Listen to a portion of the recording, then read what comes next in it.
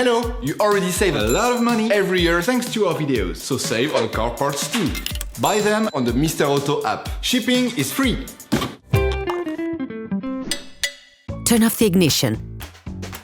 Pull up the handbrake. Pull on the bonnet release lever and open the bonnet.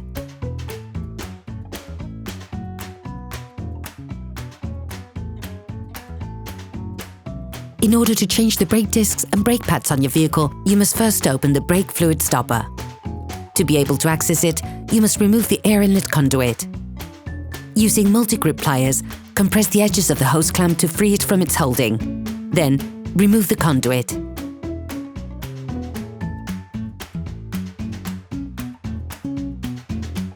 You should now be able to see the brake liquid reservoir. Open the brake fluid reservoir.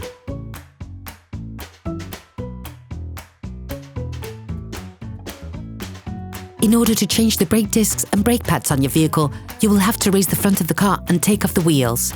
This will provide you with full access to the brake discs. Loosen the stud bolts on the front wheels, raise the front of the vehicle and put it in 2-axle stands.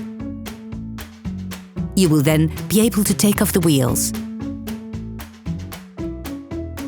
Don't forget to slide them under the vehicle. We strongly suggest watching the tutorial, raising your vehicle safely before carrying out this step. Turn the disc outwards. This will facilitate the process. Insert a flathead screwdriver to the outer extremity of the oblong hole located on the front of the brake caliper. Lift it off using the screwdriver as a lever by pulling it towards you. This will then push the piston in. Don't hesitate to push the screwdriver further in once the space between the pad and the caliper allows. Ensure that you have pushed the piston in as far as possible before moving on to the next operation. Remove the caps covering the caliper mounting bolt.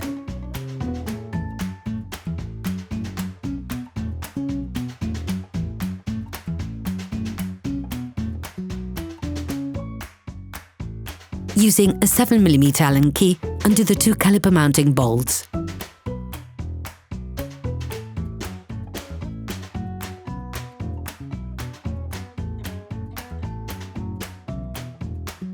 Tip: attach a piece of electrical cable or a piece of string to one of the coils on the suspension spring.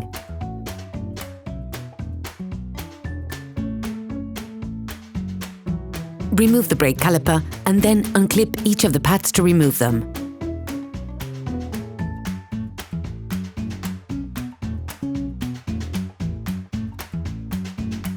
To avoid damaging the brake hose, attach it to the suspension using the cable you have already attached. To unblock the disc, insert a thin flathead screwdriver that can slip in between the 2 sides of the disc. You have to insert it in front of the brake caliper mount so that it butts up against the latter. Using a Phillips screw socket, undo the screws that hold the disc.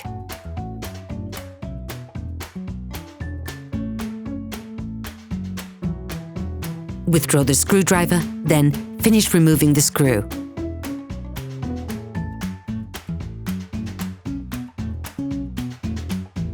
Finally, remove the disc. Clean the hub with a wire brush.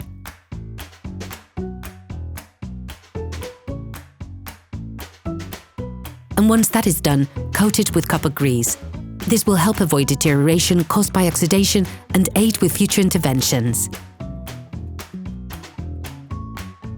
Before putting the new disc in place, it is vital to clean it using brake clean and paper towels to take off the storage paraffin.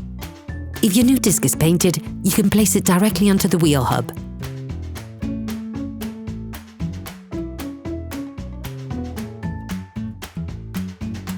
Place the new disc onto the hub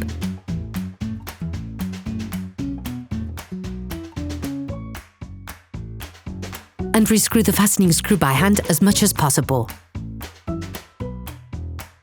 Reuse the screwdriver technique to stop the rotation of the disc. This will allow you to fully tighten the fastening screws of said disc.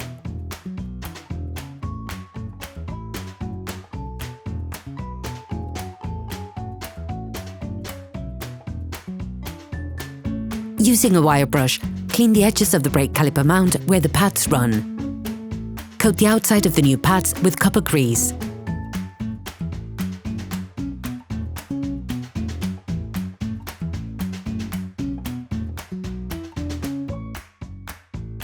Remove the brake caliper.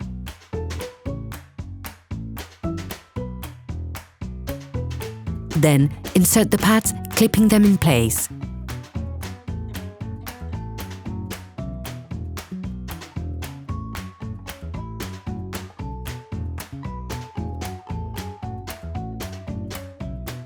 If the vehicle is equipped with brake wear indicators, be sure to pass it through so that you can easily reconnect it later.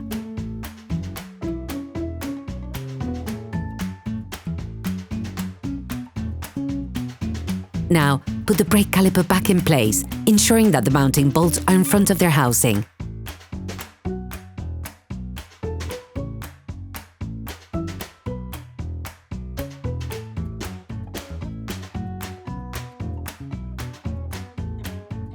Push them in and start screwing by hand.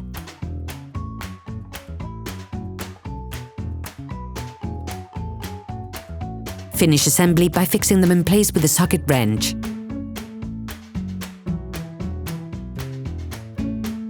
Don't forget to withdraw the electrical cable or string that you have attached to hold the caliper.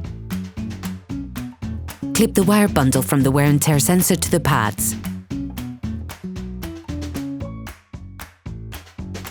Put the caps back in place. You can now repeat the operation on the other side. Put the wheels of your vehicle back on.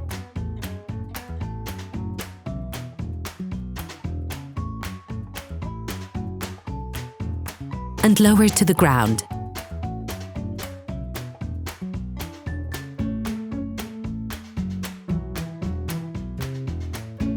Before starting your car, don't forget to screw the brake fluid stopper back in.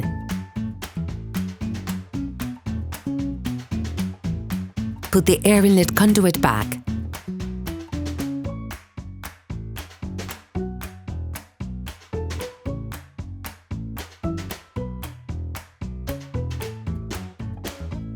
Be careful. Before using your vehicle again, start your car and pump the brake pedal a few times to bring the brake pads together again. Try to drive smoothly and avoid sudden braking for the first 50 kilometers or so to avoid glazing the new pads. Operation completed.